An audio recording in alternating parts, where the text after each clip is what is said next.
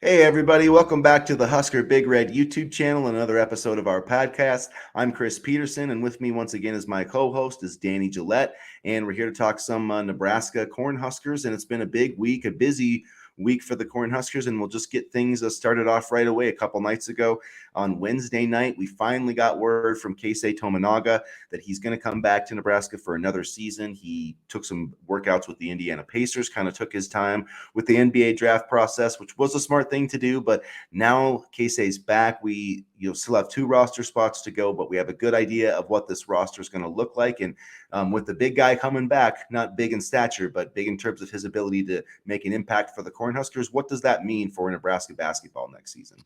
Not big in stature, but big in likability, and I think that's a huge, part for Nebraska basketball as well. In terms of what he brings on the court, it's another bona fide shooter who now I think will have a full time starting role. Last season he didn't start, if I remember correctly, but he started towards the Big Ten play in the second half of the year. Um, and so this brings another sniper to Nebraska basketball.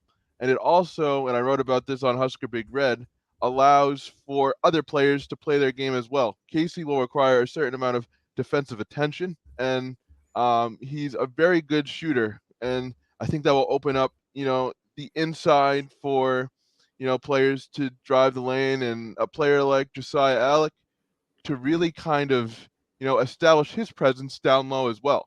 I think he does a good job, meaning Casey, of forcing the defense to commit to the perimeter game and open up areas for others. I mean, we saw that a little bit with Derek Walker, with the way that Griesel was able to, play the perimeter and control the perimeter, for example. That opened up stuff inside as well. So I think, in terms of um, allowing other players to play their style of game, that helps. And then, he is a high percentage shooter. He doesn't take too many bad shots. It seems like he takes shots from everywhere, but they're not necessarily bad looks.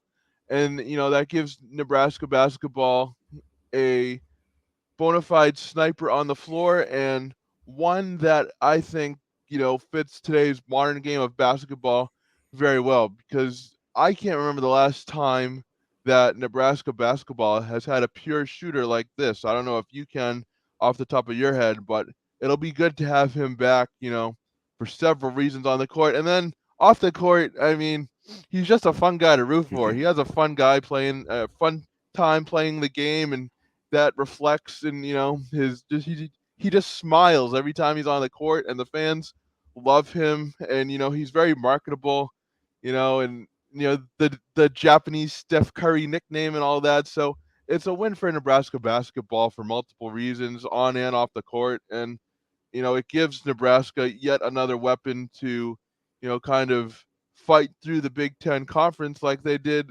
in the back half of last year. Yeah, it's really exciting. Like you made a lot of great points there. I think just it's going to be a really fun season with Keisei Tominaga back. I mean, he might be my favorite Cornhusker since Eric Piakowski. I mean, he's dynamic, and I don't think people really understand.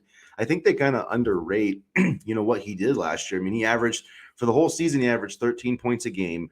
He averaged 14 points a game in Big Ten play, and when he became a starter, I think it was the last 14 games, whatever. He averaged 17 points a game as a starter. This guy was making, almost 3 3-pointers a game, excuse me, in Big Ten play. Shot 40% from 3-point range. So I mean, he's a dynamic scorer, and I think we're only going to see that increase this year. I think we're going to see more out of his game.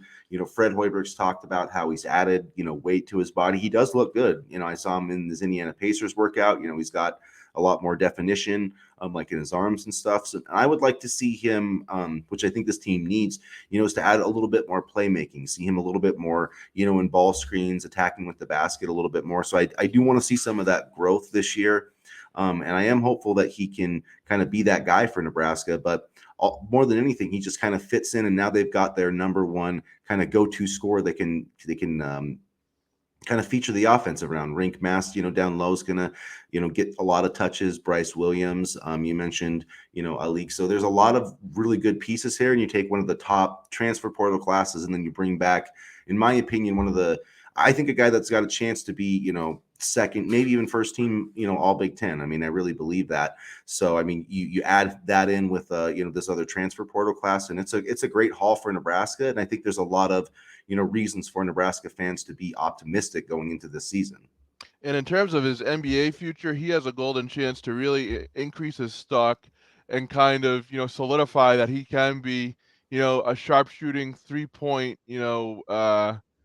magician, I guess you could say, because last season, he did start, the last, 11 games or so, as you mentioned, but we didn't really get a full season of tape where NBA scouts could say, okay, he's a bona fide scorer. He can do it over long stretches, and he's exactly what we want for our team.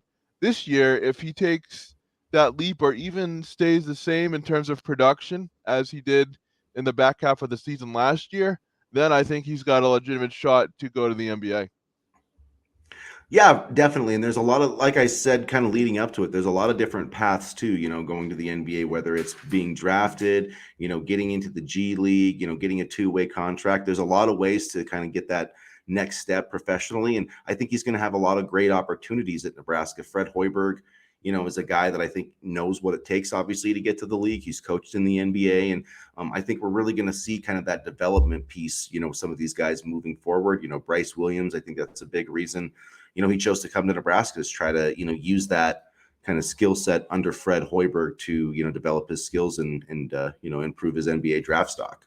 And there is a market undoubtedly for just straight 3-point shooters. I mean, you look at the Hauser brothers. Joey Hauser killed us when we played Michigan State, and then his brother Sam is with the Celtics, and Sam played a key role off the bench. He didn't really do a ton in terms of inside scoring or driving in the paint, but if you needed a 3-point shot, he was there. And so, I think there is a market for 3-point shooters, and as much as we want Keisei to diversify his game and kind of add a little bit more playmaking to it, I think the game he has now, if he's just able to keep at it consistently and refine it and continue to put up the same type of numbers, I think he has a legitimate chance to carve himself a role. Yeah, I agree. I totally do. And I mean, he shoots the ball really well at an elite level. He doesn't, like you said, he doesn't need a lot of room. He can take shots from all over the floor. I mean, basically anywhere, across half court. I mean, that guy can shoot the ball. And so I think we're going to keep seeing more of that. And I mean, guys that can make those types of shots, and his cutting to the basket too. I mean, he finds a lot of different ways to score. I think we're going to see more of that offensive arsenal. This year he's just going to, I mean, he's obviously going to be one of the highest. I think he's going to be one of the high usage players, in the Big Ten and probably in the country. I mean, he's going to be, really, I think Nebraska's really going to be leaning on him this year.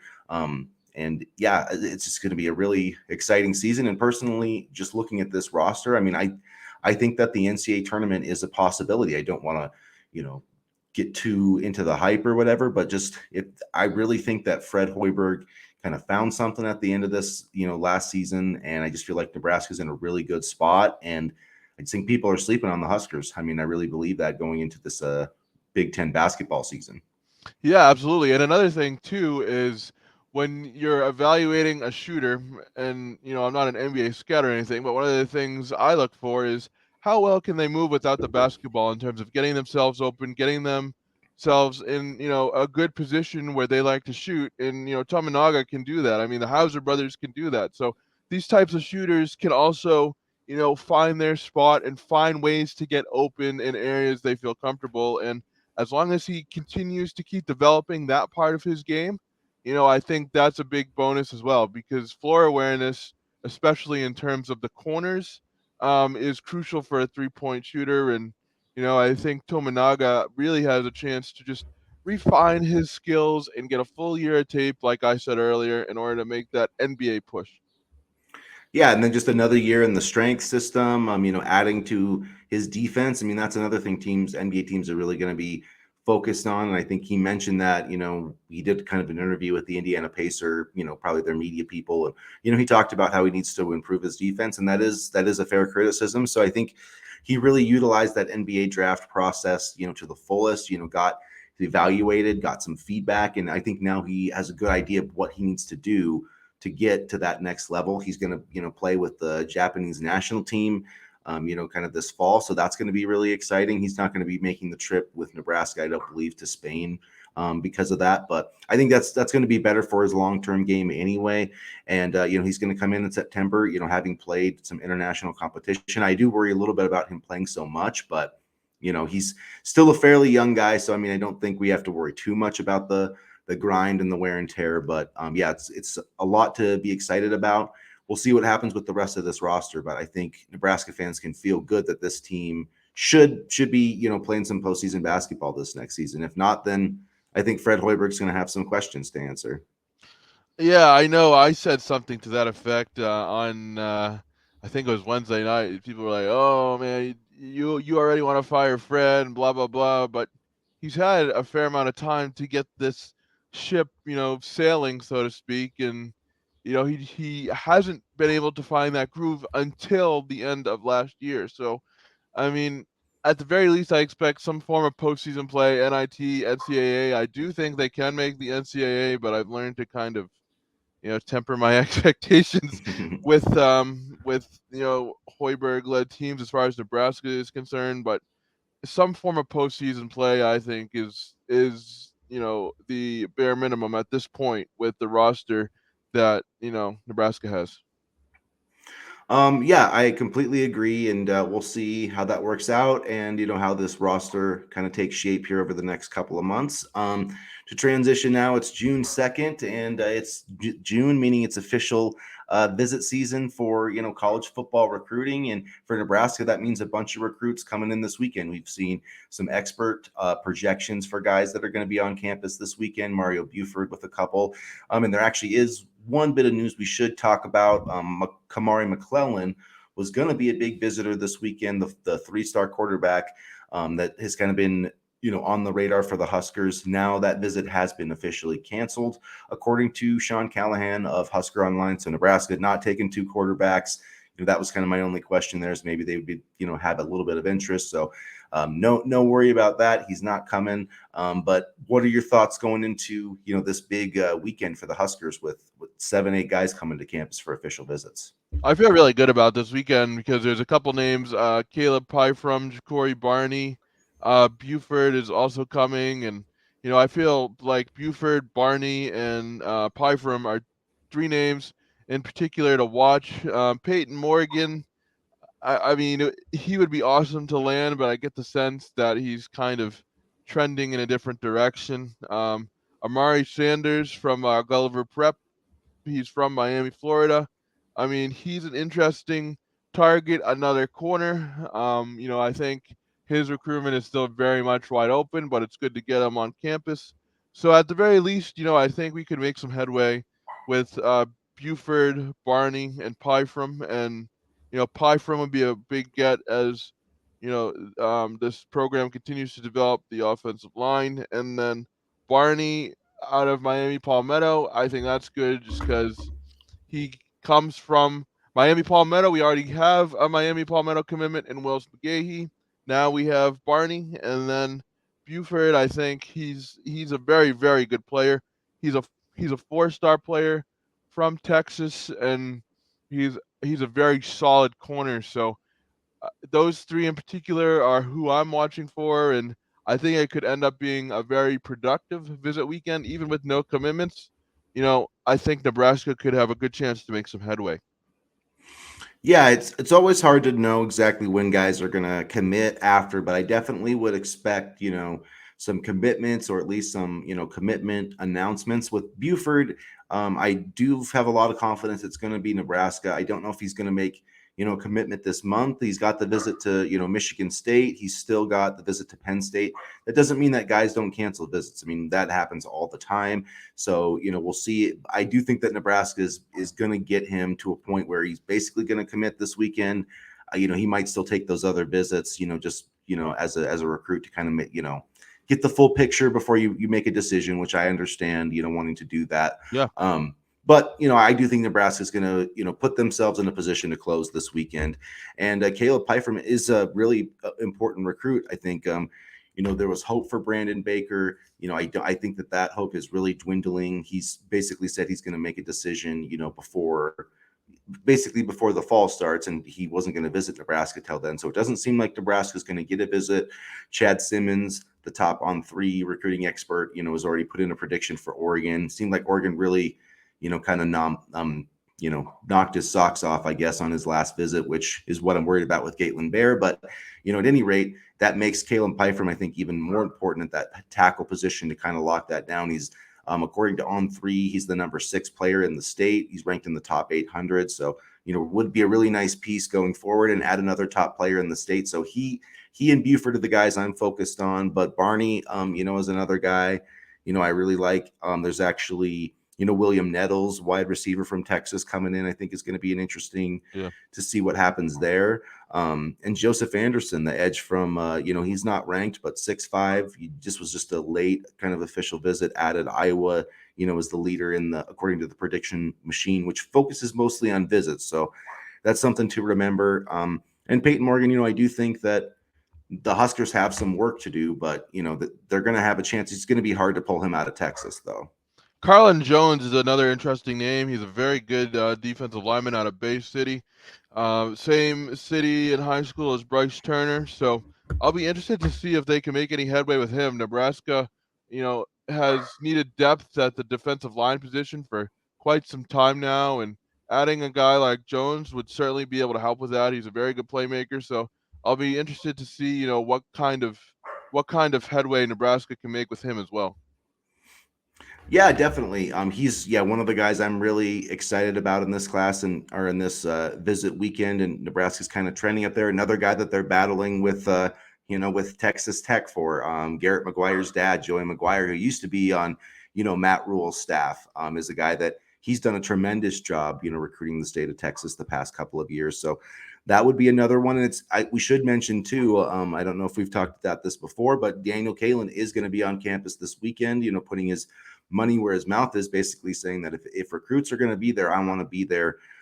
His official visit is the 23rd, but doesn't surprise me at all. He's going to be on campus this weekend, with Jacob Barney being on campus, William Nettles. The wide receiver position is pretty interesting for Nebraska in that there's a lot of targets kind of on the board. I know Gaitlin Bear's out there, but I really am concerned that, the same thing is going to happen with Gaitlin Bear. That's going to happen with Brandon Baker. It's a long time. I know, like with Baker, they got him on campus twice. It's just a long time to go from March till September without getting a kid on campus, especially if he's, if Gaitlin Bear wasn't taking other visits this month, then that would be one thing. But he's going to Oregon and Michigan and TCU. So it's like those are your 3 biggest competitors. Why isn't he visiting Nebraska this month? That's my question.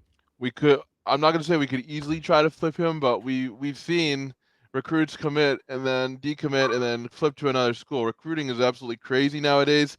So until the kid actually takes the field or finishes a season with Oregon or some other big program, I'm not counting him out yet. I mean, recruiting is absolutely crazy. And then, you talk about having Daniel Kalin on campus. Carter Nelson got a FutureCast prediction from Greg Smith over at Rivals, so that's interesting. I saw a tweet where Kalen was talking to Nelson about something, and I'll be interested to see how Kalen factors into that recruitment, because a future cast for Carter Nelson and even Nelson potentially coming here would be absolutely massive. Yeah, I think Greg Smith is a guy that, I think is pretty plugged in the Yeah, Nebraska, he went he was at Hale Varsity and went to Rivals. He's kind of working his way up there, but I respect, I think he so far, I mean, he's pretty new at Rivals, but he's like 86%, prediction rate. And I think you can see why. To me, it makes sense why he's making the prediction at this point. I know Carter yeah. Nelson is still visiting Georgia this weekend, but they've taken 2 tight ends already, and I really don't see him being part of a 3-man tight end class, No, that already includes the 55th ranked overall player. I'm he's not. too good. Nelson is Yeah, to sit on the bench. I agree with that, and that's with a lot of kids. I mean, you're not going to have like a lot of running backs. You know what I mean? Like Nathaniel Frazier, for instance, probably isn't going to join a class that has like 3 running backs in it. That's just not the way things work anymore. I mean, it's like that at quarterback too. But these guys want to see the field, and you really only get. I mean, the truth of the matter is, you get basically one chance to transfer before you're a graduate. So you really, I mean, even though you have that chance, you like don't want to use it if you don't have to. You know what I mean? So I feel like the team I'm kind of worried about still is Notre Dame. He's taking a visit there.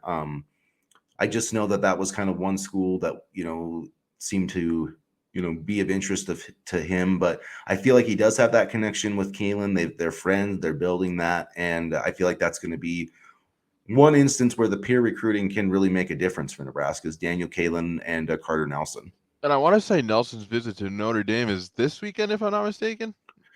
He's going to Georgia this weekend and then Notre Dame next That's weekend, right. I Okay. believe. So we'll see. I mean, it's not. I'm sure Georgia's still going to try to pitch him and all that, but yeah, it's just to me, it's kind of. It feels like the Kamari. Like if Kamari McClellan had visited this weekend, like Nebraska's probably not taking his commitment. But like you said, you never know. Things happen, and Georgia definitely has had some tight. They did have the number 1 tight end in this class committed to them too, and he flipped on them. So things happen all the time. Even if you're Georgia, you get they've lost a bunch of they lost the number 1 recruit in this class and the last class, which isn't necessarily but then tough for them. They had to get like the number 4, but it goes to your point though that just because a commitment happens doesn't mean it's a signing. A projection is not a commitment, and a commitment is not a signing. That's just that's kind of the general way I think about it. And we've seen with this coaching staff how they'll keep fighting for a guy that they really want until the very end. Malachi Coleman, Kalen. I mean, if they really want a guy, they'll go after him and they'll go get him. And um, I just lost my train. Oh yeah, Dylan Raiola. I mean, again, he's entering a crowded quarterback room. So I mean, even that's interesting when you talk about Carter Nelson and there's 2 tight ends ahead of him. Well, if you're Georgia, you have a crowded quarterback room. So Georgia seems to like loading up on talent. I just wonder how much of that will transfer out. Yeah, because Georgia is taking 2 quarterbacks this class too. So, not both of those guys are going to start. And I don't think that Ryan Puglisi, I believe that's how you pronounce his name, Yeah. is going to. I don't think. I mean, he's like ranked 115th overall. He's like the 9th best quarterback in this class. Do you really think he's going to sit there and watch behind Dylan Raiola for 3 No. years? No. No, that's not. No, he's not. No, he'll maybe sit there. He'll give his shot. He'll maybe go. I mean, it's like even if everything worked out perfectly, he wouldn't start until he was a senior, and then he could probably start for 2 years. But it's like that's like the Tom Brady. Like Tom Brady did that at Michigan like 2 decades ago. Guys just don't do that anymore. Like look at Logan Smothers. I mean, that's nothing against him at all, but that's just, and Casey Thompson, that's just the path that if the 1 year transfer was available, like a lot of guys would have utilized it. You know what I mean? Back in the day. Logan Smothers, I feel like he did his due time though, because there were times last year where I thought he should have gotten some more playing time, and Mark Whipple was too hard headed. And then we saw him start at the end of 2021, and I think Smothers did his due time. Thompson, I can understand, but I mean, I'm just really interested to see how that quarterback for Georgia shakes out because Puglisi, I mean, he's no slouch, and then you have Raiola, who's probably, I would say, he's probably going to start at Georgia sometime in the near future. I don't think he's going to be sitting on the bench for long. I mean, it all goes back to development and things like that, but I mean, it's just really interesting how Georgia can get an embarrassment of riches, and Nebraska is struggling over here to even land an offensive lineman. So there you go. That's what winning does, people. That's what winning does. Winning cures all. It does, and then when you're in the SEC, I mean, because Georgia was like always probably like a top 15 or 20 recruiting program, and then you win the national championships, and everybody's going to the NFL, and it doesn't take that much. But even, I mean, but you're right on the winning aspect because like you want to talk about NIL and stuff. Like Georgia's not a team that people are always talking about with NIL. You know what I mean? And Michigan isn't either. But those are the top 2 teams in terms of the recruiting rankings this class. And so I think that does show that even though NIL is still a big thing, I think it's becoming less of a thing on the recruiting trail a little bit because I think these guys are starting to see like, hey, the NIL, the money, like the Jaden Rashada thing. I think they're Yeah. starting to see like it doesn't always work out, but like in the long term, if I can get myself into the NFL as a first round pick, that's going to be more valuable. And And if you go and play well anywhere in college football, like the NIL money will follow you. And so I think players are starting to realize that a little bit. Not that they're not talking about it, but I just think it's becoming less of like, what can you pay me right this second to commit to your school? I think that's becoming a little bit less of a thing with some kids, not with all. There's going to be some kids that are going to take that highest payday and boom, you know what I mean? So it is what it is. But I just think for Nebraska and for other schools that, maybe don't have the NIL of like a Miami or a Michigan State or, USC or whoever, I do think that there's hope out there, that kids are looking for other stuff besides a payday. And it's also easy to be national champions in the SEC when you stay at 8 conference games. Oh my So God, that's so weak. Come on, man. 8 games. You like, what's the point of just from a fan perspective? Whether I don't care about just as a fan of college football, like we lost in that because yeah, now we're just gonna sit here and see more of like Jacksonville State against Alabama in yeah. November. Like we just don't need to see those games, and it's a joke. I don't know why like the ACC and they want to sit there and say like their strength of schedule is so tough, but it's like, come on, man, you're going to a 12-team playoff. Like 2 losses isn't going to sink you in. It's just, to Yeah. me, it's about a bunch of these. What I think it more honestly is, it's that like the Kentuckys and the South Carolinas of the world, they're afraid if they don't have that 4th team to beat up on, then they're not going to get their 6-6 bowl game. And I just think that that's short sighted, and I really hope it only lasts for one season. I hate it. Meanwhile, you have the guys like Georgia who play the absolute gauntlet of Tennessee, Martin, Ball State, South Carolina, and UAB to open up the season. I mean, man, that's a tough slate right there. I mean, it's absolutely ridiculous. This almost guarantees a path for them to get back to the national championship. I mean, even with the 12-team playoff, I don't really see anybody, beating Georgia. But at the same time, you're already giving them a head start by giving them, quite frankly, 4 winnable games. I mean, I get the college football playoff was designed for parity and things like that, but if they keep giving them these cupcake schedules, it's just going to be more of the same. Well, and I saw a really interesting piece. It was by Chris Hummer, I believe, of 24/7 Sports, but he was talking about, because one reason they've said with this 8-team schedule, and get this, it doesn't, for some reason they're saying if they go to 9 games, it will be harder to maintain their rivalries than if they play 8, which to me makes absolutely no sense. No. And it's like there's not a single team in the SEC, or frankly, I don't think there's a team in college football that needs more than 3 protected rivals. You know what I mean? Like if you're Alabama, it would be Auburn, Tennessee, and I can't think of another one. You know what I LSU? mean? Yeah, LSU. But even that is like, Yeah. that's still a fairly recent, that's not like a super historic rivalry. You know what I mean? Like Georgia's would be Uh, Florida. Florida's their big rival. And then I don't even know. Tennessee? I mean, I guess because they're a division. Like Georgia doesn't even. I mean, Ole Miss, Auburn. I Yeah. guess Georgia and Auburn have a weird rivalry. Georgia, Auburn, So Tennessee, and Florida for yeah, Georgia. yeah. So I mean, it's like, come on, dudes. Like, and that way you would have your 3 protected games every year, and then there's still 12 teams out there. So you would play, half the SEC one year, and then half. So then basically every other year you would play a team in the conference. Whereas right now, Texas A&M's been in the SEC since 2012. They've played Georgia one time in 11 years. What kind of scheduling is that?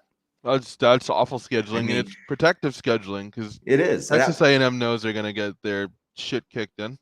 When you can't tell me the SEC has purposely avoided scheduling Georgia and Alabama in the regular season, because they haven't. They've been the top 2 teams in the country, and they just haven't found round up on the schedule in the regular season. Why? Because they don't want them to lose that game and hurt their own playoff chances. That's Right. why. And that's That's why exactly why. and that's exactly why they don't want to do this 9-game schedule, because they don't want Georgia and Alabama to have to play every other year. They don't want, you know what I mean? So it's just really annoying. And for a And conference that wants to act yeah, like it's the biggest and the baddest and the toughest, you're scared. You're scared to play a 9-game league schedule, which the Big Ten's been doing for years now. And yeah, sometimes it does hurt. And yeah, sometimes you do have to play 5 conference road games, but grow up, put your big boy pants on, and deal with it. You wanted the money. Now let's actually put out a product that people want to pay for, not this bull crap like group of 5 FCS matchups that we're going to see in November. Like that's just crap. That would be like, in the NFL being like, well, we're going to stop the season to have a preseason Yeah. game, in the middle of a playoff chase. Like, it's just ridiculous.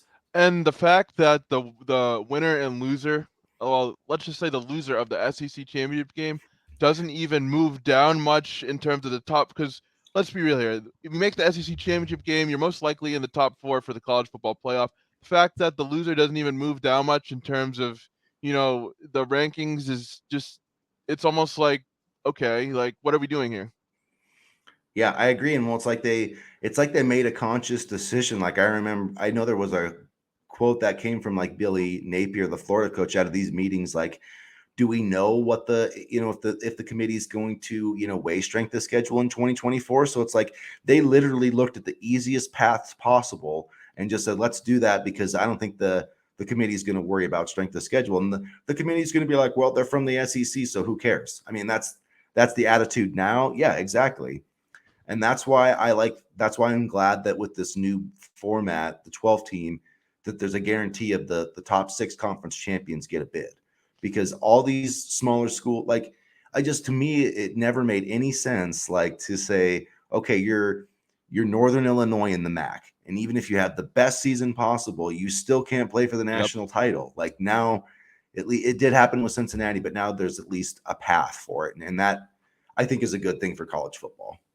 It almost makes you wonder what this would be like if they stuck to the old BCS computer ranking system.